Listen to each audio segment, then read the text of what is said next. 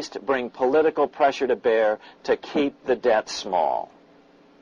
It is interesting to note that in 1895, the Supreme Court had found a similar income tax law to be unconstitutional. The Supreme Court even found a corporate income tax law unconstitutional in 1909. As a result, Senator Aldrich hustled a bill for a constitutional amendment allowing income tax through the Congress. The proposed 16th Amendment to the Constitution was then sent to the state legislatures for approval. But some critics claim that the 16th Amendment was never ratified by the necessary 3/4 of the states. In other words, the 16th Amendment may not be legal. But the money changers were in no mood to debate the fine points. By October of 1913, Senator Aldrich had hustled the income tax bill through Congress. Without the power to tax the people directly and bypass the states, the Federal Reserve Bill would be far less useful to those who wanted to drive America deeply into their debt. A year after the passage of the Federal Reserve Bill, Congressman Lindbergh explained how the Fed created what we have come to call the business cycle and how they use it to their advantage. To cause high prices, all the Federal Reserve Board will do will be to lower the rediscount rate, producing an expansion of credit and a rising stock market. Then, when businessmen are adjusted to these conditions, it can check prosperity in mid-career by arbitrarily raising the rate of interest. It can cause the pendulum of a rising and falling market to swing gently back and forth by slight changes in the discount rate, or cause violent fluctuations by a greater rate variation.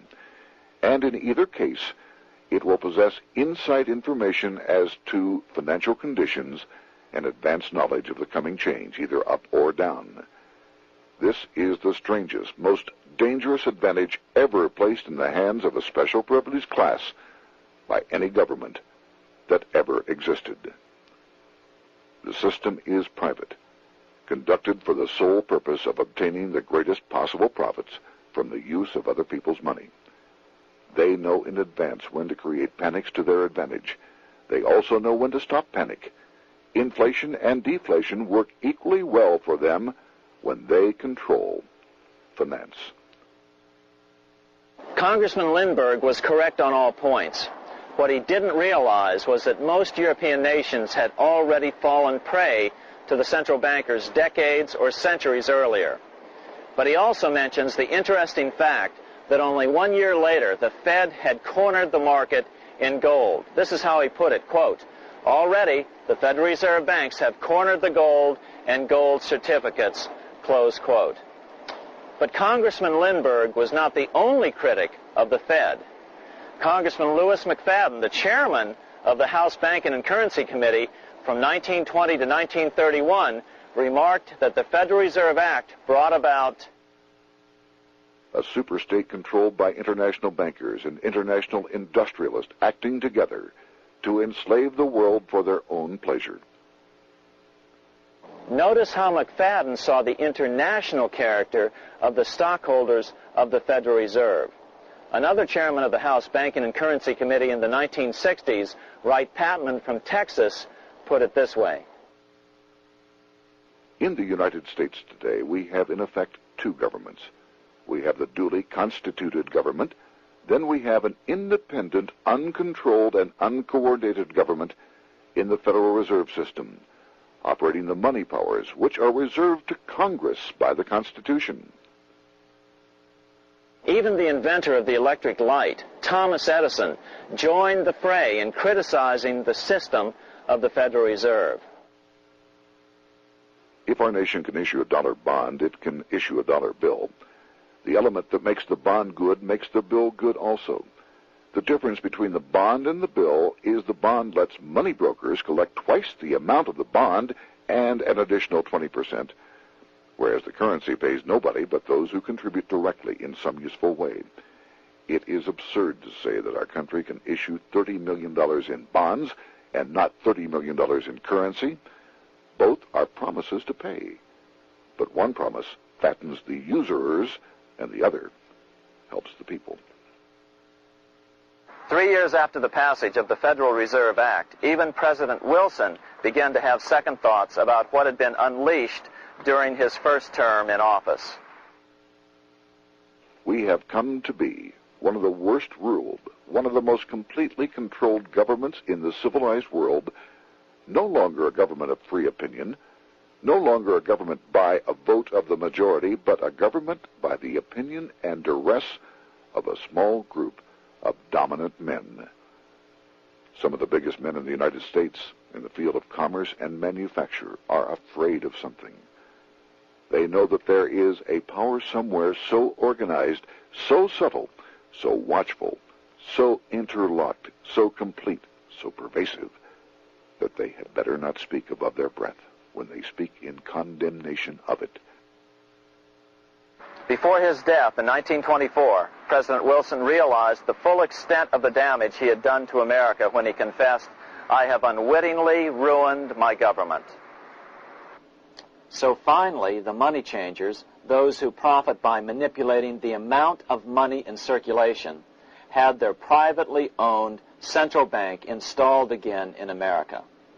The major newspapers, which they also owned, hailed passage of the Federal Reserve Act of 1913, telling the public that now depressions could be scientifically prevented. The fact of the matter was that now depressions could be scientifically created.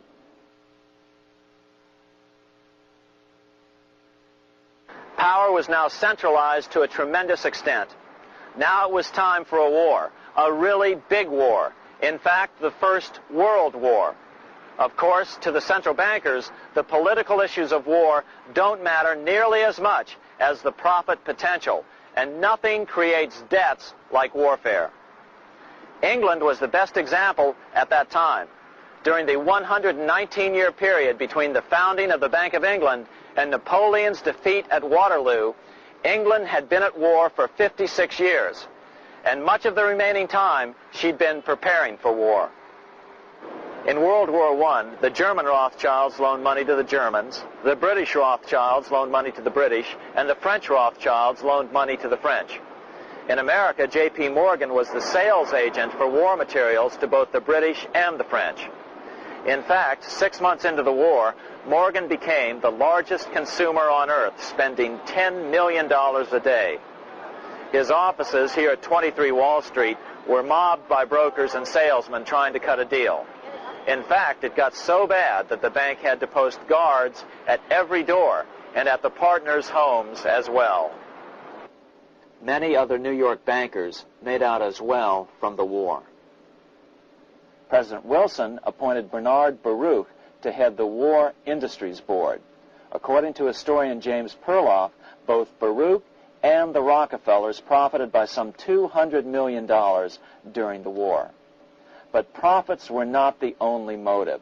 There was also revenge. The money changers never forgave the czars for their support of Lincoln during the Civil War. Also, Russia was the last major European nation to refuse to give in to the privately owned central bank scheme. 3 years after World War I broke out, the Russian Revolution toppled the Tsar and installed the scourge of communism. Jacob Schiff of Kuhn Loeb and Company bragged from his deathbed that he had spent $20 million towards the defeat of the Tsar. Money was funneled from England to support the revolution as well.